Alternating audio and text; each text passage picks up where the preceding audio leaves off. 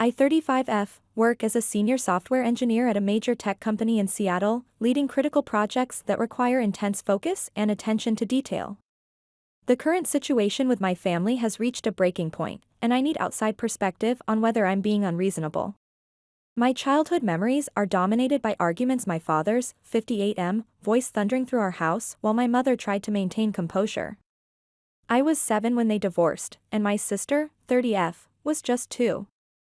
Within months, my father married Sarah, 45F, a woman 15 years his junior who quickly tried to establish herself as our new mother. My sister, being so young, adapted easily, calling Sarah Mom within weeks. I couldn't bring myself to do it. Every time Sarah attempted to hug me or style my hair like Mom used to, I'd withdraw. "You need to be more grateful," Dad would say sternly, his disappointment evident. "Sarah is trying her best." But how could I be grateful when I still had a mother somewhere out there? Where was she? Why didn't she fight to see us? These questions haunted my childhood, but I learned to keep them to myself. Sarah lavished attention on my sister's shopping sprees, dance classes, all the trappings of an idyllic childhood. I was always included in the invitations, but I consistently refused. Instead, I found solace in technology, spending countless hours learning to code on my first computer, a birthday present from Dad, probably an attempt to bridge the growing gap between us. Those early days of programming became my escape, a world where logic prevailed and emotions didn't complicate everything. Looking back, it's no surprise I eventually pursued computer science in college. Technology was reliable in a way family never was. After graduating with honors, I landed a coveted position at my current company. The work is demanding but deeply satisfying. Over the years, I've built a reputation for handling complex projects and solving critical issues that others struggle with. My apartment, though modest by Seattle tech standards, represents the independence I fought so hard to achieve. Everything was running smoothly until 2 years ago, when my carefully constructed world began to unravel. That's when my sister married Marcus, the heir to Preston Properties, a perfect match orchestrated by Sarah through her country club connections. Within a year, they had their first child, James, quickly followed by Emma. My sister embraced motherhood with the same enthusiasm she'd shown for everything Sarah suggested, but her approach to parenting soon began affecting my life in ways I never anticipated. It started subtly enough. My sister would stop by unannounced, dressed in designer workout clothes that probably cost more than my monthly rent, carrying 2 overstuffed baby bags. "Just a quick spa appointment," she'd say, already depositing the bags in my living room. "You'll watch them, right?" "Thanks, sis. James just ate, and Emma might need a diaper change soon." "Oh, and James likes his stuffed elephant for nap time, it's in the blue bag somewhere." Before I could form a coherent response, she'd be gone, leaving me with a toddler and an infant while crucial code sat unfinished on my laptop. These impromptu drop-offs multiplied rapidly. Lunch dates, shopping trips, salon appointments, any excuse would do. The real shock came when she and Marcus decided to take a romantic getaway. They appeared at my door with the kids and enough supplies for 3 days. No warning, no asking, just an assumption that I'd be available and willing to put my life on hold for their convenience. The constant interruptions are wreaking havoc on my work performance. Remote engineering isn't just about writing code, it requires sustained concentration and the ability to solve complex problems without distraction.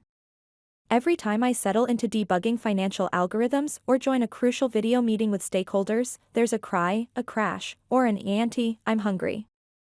My attempts to explain the nature of my work fall on deaf ears. "But you're home anyway," my sister says dismissively, as if physical presence equals availability. I've tried every possible workaround to maintain my professional standards. Early mornings before the surprise visits, late nights after the kids leave, weekends when I should be resting, nothing's enough. My team lead has started noticing errors in my code, small mistakes that could have serious implications for our financial software. Last week, I received my first formal warning about performance issues, something that's never happened in my entire career. When I suggested asking Sarah and Dad to help with childcare, or even Marcus's wealthy parents, my sister dismissed it immediately. "Dad's always working, and Sarah gets migraines from the noise," she said, already halfway out the door. Besides, you're so good with them. And you're home anyway, right? The irony of Sarah's migraines, preventing her from watching her grandchildren while I'm expected to maintain peak professional performance amid chaos isn't lost on me. This morning pushed me to my breaking point. During an emergency code review with our biggest client, a major financial institution whose software update couldn't wait, James started jumping on my living room couch, something I've repeatedly told him not to do. I turned away from my laptop for just a moment to stop Emma from eating a crayon when I heard the thud. James had fallen, and by pickup time, his shin displayed an angry purple bruise. My sister exploded the moment she saw it. "What the hell were you doing?" she screamed, making both kids start crying. "I trust you with my children, and this is how you watch them?"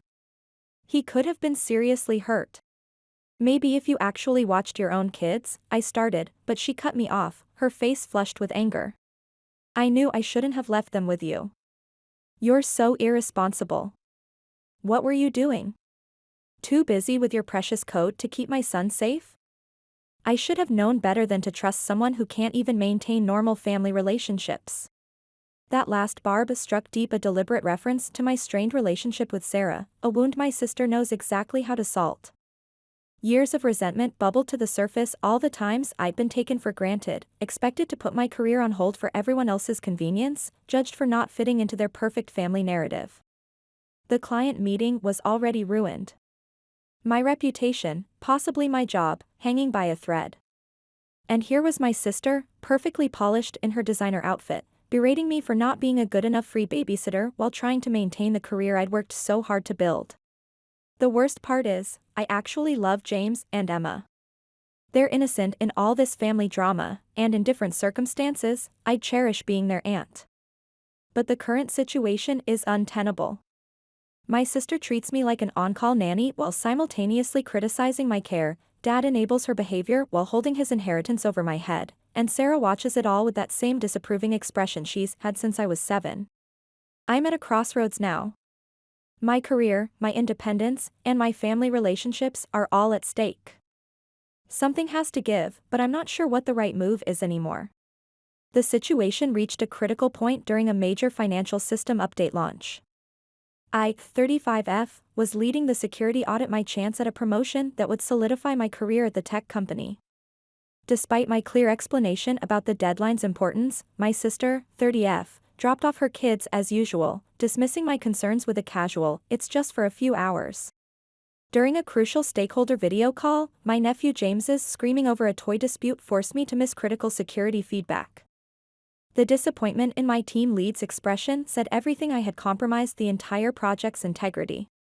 When my sister returned hours late from essential errands, she brushed off my frustration by saying, "It's not like you're doing brain surgery. You just type on a computer all day." That was my breaking point. "Get out," I said quietly. "Take your kids and get out.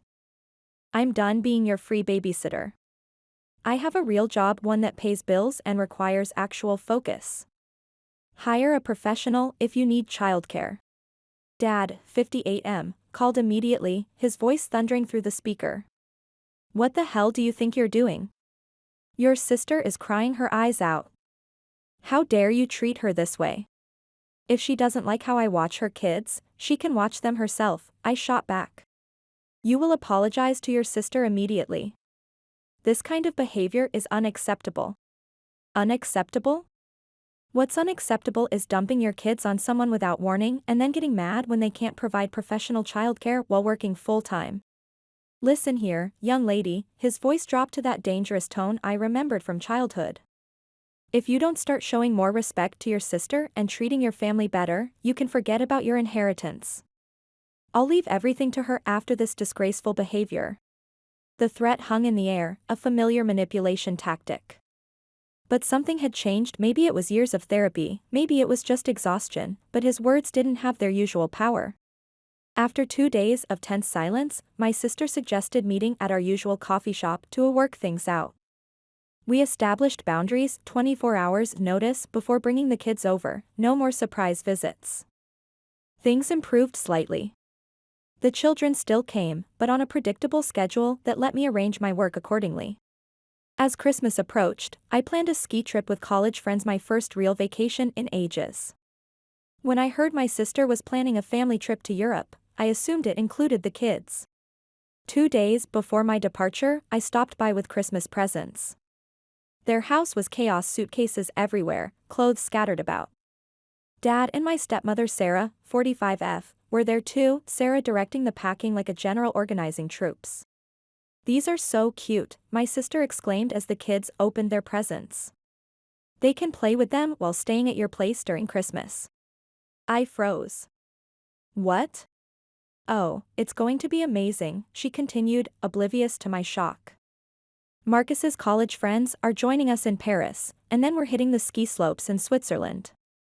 No kids allowed, it'll be just like old times." "I'm leaving for a ski trip tonight," I said slowly. "I've had these plans for months." The tension in the room thickened instantly. I watched my father's face turn that familiar shade of red. "I couldn't care less about your plans," he spat. "When are you going to grow up and realize that family comes first? Looking after your sister's children is your responsibility." "My responsibility?" I echoed, incredulous. "Since when is it my responsibility to be their full-time babysitter?" Sarah stepped forward, her face a mask of disapproval. "You can't just put your selfish desires above family plans. What were you thinking, making vacation arrangements without consulting us? That's not how family works." I laughed harshly. "Consulting me? That's rich.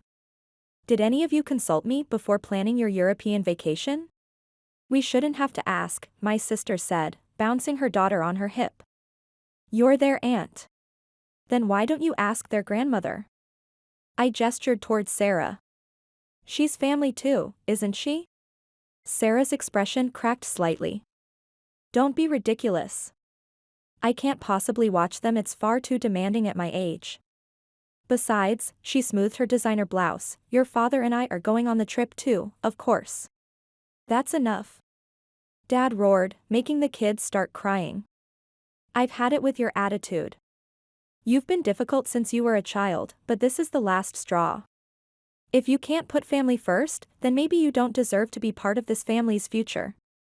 The inheritance will go entirely to your sister, every last penny. Years of manipulation, of being the family doormat, of having my life treated as less important than everyone else's, it all came rushing to the surface. Keep your damn inheritance," I shouted, grabbing my coat. "I'm done being threatened, I'm done being manipulated. You all can go straight to hell." I drove home with shaking hands, but feeling strangely lighter. Later, my security cameras showed them all at my door, Dad pounding furiously, Sarah peering through the peephole, my sister with crying children. My phone exploded with notifications during the ski trip, 27 missed calls from Dad, 43 from my sister, 15 from Sarah. The voicemails ranged from threats to guilt trips. I turned my phone off and hit the slopes, finally feeling free from their manipulation. 3 days into our trip, my cousin texted, "Sarah finally found someone through her country club, some retired teacher. She's charging them a fortune though. Guess professional childcare isn't so cheap after all." I smiled at that. They'd finally had to face the reality of what their constant demands had been costing me.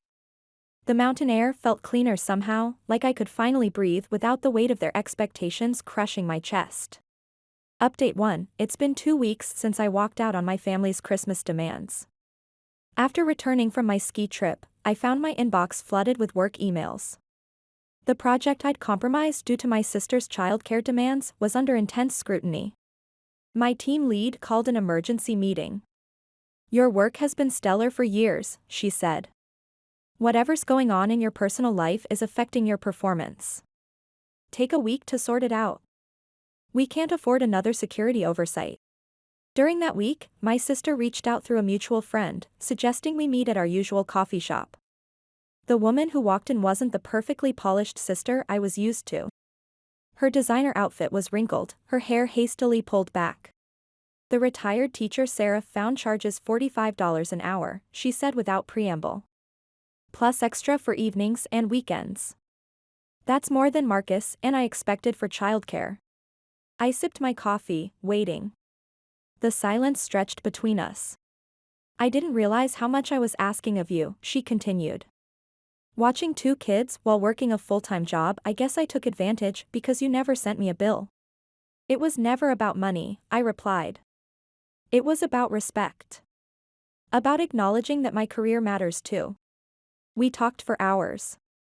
She admitted feeling crushed under Sarah's expectations of perfect motherhood. The country club lifestyle, the designer clothes, the constant social obligations, all part of maintaining an image she wasn't sure she wanted anymore. I shared how Dad's inheritance threats had controlled my life, how every family decision came with the implicit warning of being cut off. He's been doing it since we were kids, I said. Using money to keep us in line. We established clear boundaries. She'd give 48 hours a notice for any childcare requests. Maximum 2 scheduled afternoons per week. No surprise visits, no guilt trips if I couldn't accommodate their schedule. Dad wasn't happy about our arrangement. He called it unnecessary formality in family matters and tried to intervene. But something had shifted in my sister too. She stood firm, telling him it was her decision about her children's care. For the first time I could remember, he backed down. My work performance improved immediately. With set schedules for the kids, I could plan my coding sessions and meetings around their visits. The project got back on track, and last week, my team lead recommended me for that promotion I thought was lost. Yesterday, my sister texted, "The kids miss their auntie's coding lessons." It made me smile.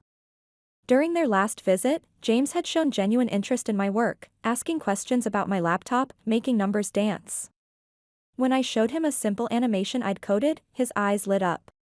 But not everything has smoothed over. Dad and Sarah maintain their distance, clearly disapproving of my formalization of family duties. The weekly family dinners are now strained affairs, with Sarah making pointed comments about modern children who don't respect family traditions. Dad's inheritance threats continue, though they've taken a new form. Yesterday, he emailed another warning about protecting the family's future. This time, I deleted it without reading past the subject line. The power their disapproval once held over me seems weaker, like a spell broken by naming it aloud. Maybe because I finally see it for what it is, not parental concern, but a tool to maintain control. The most unexpected development? My work performance improved so dramatically after setting boundaries that I'm being considered for a senior architecture role. The promotion would mean more money than Dad's inheritance could ever offer. Last weekend, during the kids' scheduled visit, James asked me to teach him more about computers. As we sat together, my laptop between us, I realized something. This teaching my nephew about coding, sharing my passion on my own terms, this is what being an aunt should feel like. Not obligation, not guilt, but genuine connection. My sister watched us from the couch, Emma asleep in her arms. "I'm sorry," she said quietly. "For not seeing it sooner." Sometimes the strongest family bonds are forged not by blind obligation, but by mutual respect and clear boundaries. Update 2: The conflict with my family escalated during Christmas in ways I never expected. After returning from my ski trip, my cousin sent me a link to my father's Facebook post. The sight of it made my stomach drop. "It pains me to write this," Dad's post began, complete with old family photos of him with my sister and me as children, "but today I officially disown my eldest daughter. She has betrayed not only me but our entire family, abandoning her sister and young niece and nephew at Christmas to pursue her own selfish desires. A true daughter would never put her own wishes above her family's needs. From this day forward, all my property and assets will go to my younger daughter, who understands the true meaning of family loyalty. She is no longer welcome in our home or our lives." The post had hundreds of reactions, mostly from Dad's business associates and church friends offering sympathy and condemning my selfishness. Sarah shared it, adding her own commentary about ungrateful children and modern values destroying family bonds. I stared at the screen for a long moment, then closed the app without engaging. The public spectacle was clearly meant to shame me into compliance, but something unexpected happened instead. My phone started buzzing with messages from relatives I hadn't heard from in years. My Aunt Linda, Dad's sister who'd distanced herself from the family years ago, wrote, "I see nothing's changed with my brother. He did the same thing to me when I chose my career over helping in his business. Stay strong. Old family friends reached out with their own stories about Dad's controlling behavior. Several of his business associates quietly unfriended him, perhaps recognizing the manipulation tactics they'd witnessed over years of dinner parties and golf outings. Dad's message came late that night: "Chloe, you've misunderstood everything. I was only trying to protect you girls. If you'll let me explain." I blocked him without reading the rest. Sarah tried calling next, then my sister. I blocked them too. It hurt to cut off my sister after our recent progress, but watching her turn into a mirror image of our father hurt more. Her sense of entitlement, her manipulation, her absolute certainty that she was always right, she'd learned well from him. The most surprising message came from Marcus's mother, a woman I'd only met at the wedding and a few family events. "I saw your father's post," she wrote. "It reminded me of how my own father used money to control us. The teacher we found for the children is wonderful, by the way. They're thriving with professional care, just as they should have had from the start." The family's social media campaign backfired spectacularly. Instead of isolating me, it exposed patterns of control and manipulation that others had experienced but never discussed openly. My cousin Rachel, always the family gossip, reported that Dad's behavior had become a hot topic at their country club. "Several families have similar stories," she texted. "You're not the first person he's tried to control through inheritance threats." A week after the post, my old therapist reached out. "I saw what happened," she said during our emergency session. "This public disowning, it's a classic control tactic. When private manipulation fails, they try to use social pressure.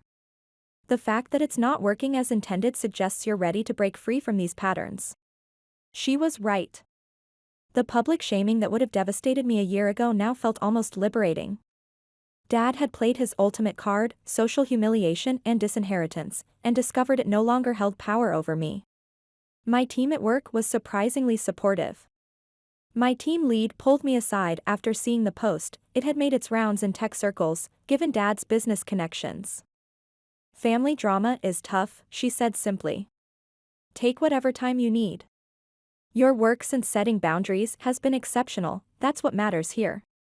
The promotion I'd been working toward came through last week. The irony wasn't lost on me. The very thing my family claimed I was sacrificing by not being available for childcare actually flourished once I set proper boundaries. I've muted most social media notifications now. The drama continues. Dad regularly updates his post with new accusations. Sarah shares daily testimonials about family loyalty, and mutual friends report my sister's tearful stories at social gatherings. But their words feel distant, like echoes from a life I've outgrown. Yesterday, I received an unexpected letter in my mailbox, handwritten, with a local return address I didn't recognize. The contents would change everything I thought I knew about my family's history. Update 3, the letter's return address belonged to Catherine Mitchell, my mother. Her message was carefully worded: "Chloe, I saw your father's post. I know it's been many years, and I have so much to explain. Would you be willing to meet with me? I understand if you don't want to, but please know that I've never stopped thinking about you and your sister." My hand shook as I read. She'd been following our lives through social media: my college graduation, my sister's wedding, the birth of my niece and nephew. She'd been there, watching from a distance, unable to reach out. We met at a quiet cafe across town. I spotted her immediately. She looked older than in my memories, but her eyes were the same. When she hugged me, I caught the faintest whiff of lavender perfume she used to wear. "I'm so sorry, Chloe," she said as we sat down. "I know an apology can't make up for all these years, but you need to know the truth." The story she told made me sick. Dad had systematically kept her away from us while painting himself as the victim. He'd sent her photos and videos of us with Sarah birthday parties, school events, family vacations, along with messages about how happy we were with our real mother. "Look how well they're doing," he'd write. "Sarah is such a wonderful mother to them. They don't even remember you anymore." She pulled out her phone, showing me years of messages from Dad. Each one more manipulative than the last. "The girls call Sarah Mom now. It would only confuse them if you tried to come back. Chloe's doing so well in school. Sarah helps her with all her homework. She's forgotten all about you. But the biggest revelation was about money. Mom had been sending substantial alimony payments all these years, thanks to her successful career as a corporate lawyer and her marriage to a wealthy businessman. Your father and I had an agreement, she said, stirring her untouched coffee. All the alimony I paid for you was supposed to be given to you when you turned 18. It was enough to buy a small apartment, give you a start in life. He promised me he'd tell you about it. That night, I sat at my computer, fingers hovering over the keyboard. Then I started typing. In response to my father's recent post about disowning me, I feel compelled to share some truths that have recently come to light. For years, I believed what my father told me about my mother, that she abandoned us, that she didn't want us, that she chose alcohol and other men over her daughters. I believed him when he said we were better off without her. Today I learned that every word was a lie. My mother never abandoned us.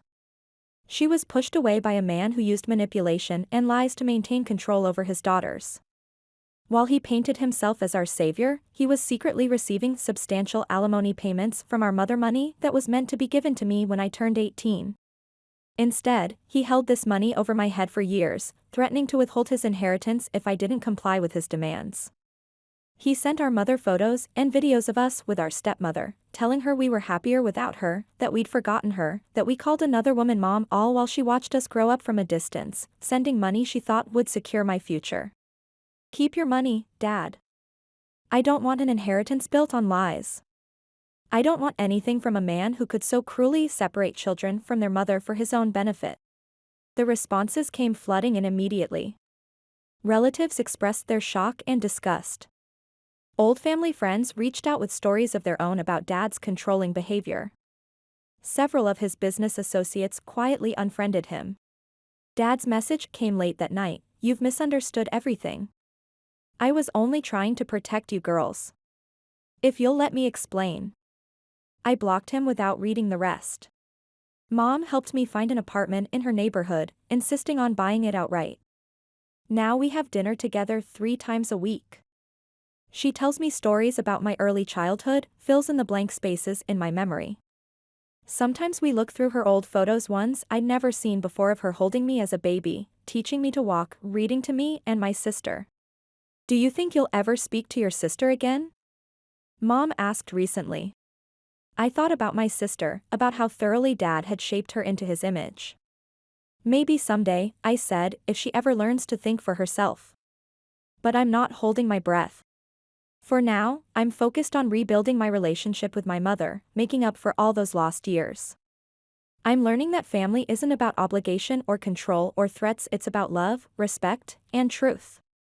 Qualities I never found in my father's house, but discover every day with my mom. Sometimes I still get messages from Flying Monkey's dad's friends, church members, distant relatives who think I should forgive and forget.